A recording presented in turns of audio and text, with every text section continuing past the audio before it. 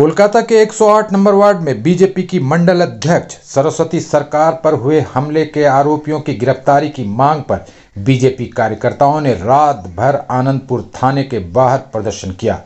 BJP का आरोप है कि कस्बा भाजपा की मंडल अध्यक्ष सरस्वती सरकार दक्षिण कोलकाता से बीजेपी उम्मीदवार देवश्री चौधरी के समर्थन में पोस्टर लगा रही थी।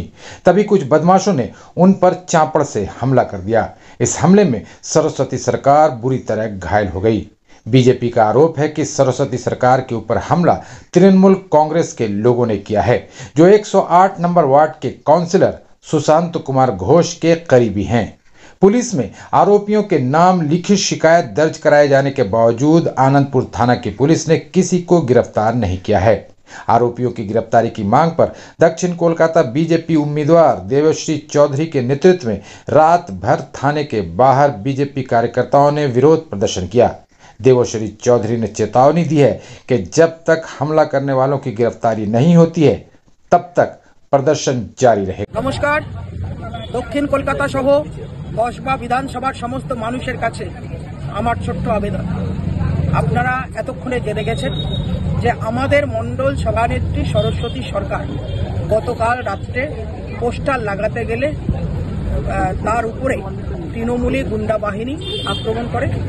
এই তৃণমূলী গুন্ডা বাহিনী 108 নম্বর ওয়ার্ডের তৃণমূলের কাউন্সিলর সুশান্ত ঘোষের ডান পাশে নারায়ণ, বিকাশ আর এদের নামে গোপাল, এদের তিনজন সহ আরো সবার নামে এফআইআর করা হয়েছে।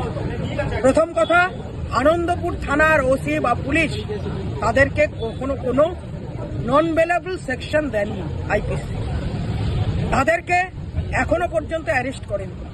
আমি সকাল 11:30 থেকে যারা ভিকটিম ছিল সরস্বতী সহ আরো দুজনকে নিয়ে আমি সেই থেকে থানায় বসে আছি। ওনারা বিভিন্ন রকম কথা বলেছেন। ওসি খাওয়া দাওয়া করে বাড়ি থেকে আমি আসার 2 ঘন্টা পর হেলতে দুলতে এসেছেন। আসার পর মিডিয়ার সামনে অন ক্যামেরা উনি বলেছেন যে উনি 3 ঘন্টার মধ্যে ওদেরকে অ্যারেস্ট করবেন। এমত অবস্থায় আমি থানার মধ্যে বসেছিলাম, আমাদের কার্যকর্তারা বাইরে বসেছিল। 3 ঘন্টা হয়ে গেলে 5টার সময় উনি টানাবানা করেন এবং বিভিন্নভাবে আমাদের যারা লিগাল বিষয় দেখছেন তাদেরকে জানান থানার ভিতর থেকে আমরা ওদের মোবাইল ট্র্যাক করেছি, অ্যারেস্ট করে দেব। আমরা বলেছি অ্যারেস্ট করুন এবং 307 এই ধারাটি লাগাতে হবে, এটা আমাদের দাবি।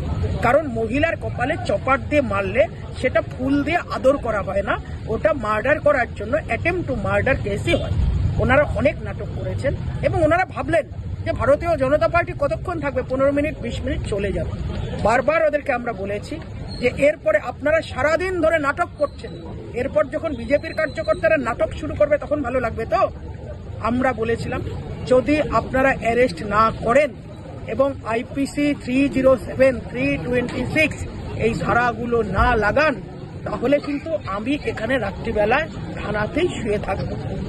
ওনারা বিশ্বাস করতে পারেননি আমাদের কার্যক্রম, আমাদের কথা অনুযায়ী আমরা মিডিয়ার সামনে বলেছি, আমরা যা বলেছি সেটা পালন করছি। আমরা এখানে বসে থাকবো, আমরা এখানে শুয়ে থাকবো। আমি দেখতে চাই আনন্দপুর থানা আর পশ্চিমবাংলার স্বরাষ্ট্রমন্ত্রী মমতা বন্দ্যোপাধ্যায় তার প্রতিক্রিয়া কি।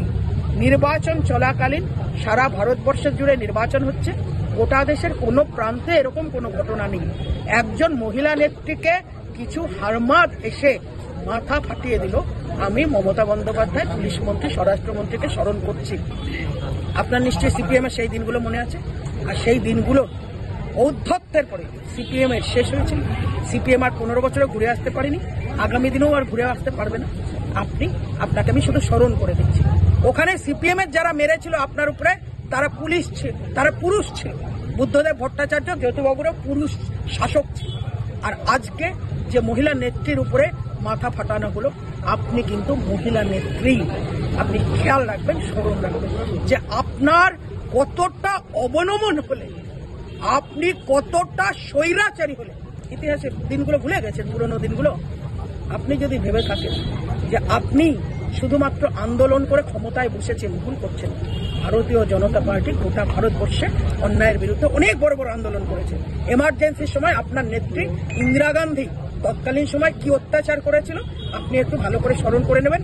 সেই সময় আমাদের পরিবারগুলো কিন্তু বছরের পর বছর 2 বছর 3 বছর জেল কেটেছে। কাজে আপনি ভুলে যাবেন না যে আমরা অত্যাচার সহ্য করার জন্য তৈরি আছি। আমি কসবা এলাকার মানুষজন, দক্ষিণ কলকাতার মানুষজনকে মমতা বন্দ্যোপাধ্যায়ের স্বরূপ দেখাচ্ছি। আপনি দেখুন কতখানি, আপনারা দেখুন যে কতখানি স্বৈরাচারী এই শাসক তৈরি হয়ে গেছেন। নমস্কার, বন্দে মাতরম, ভারত মাতা কি জয়।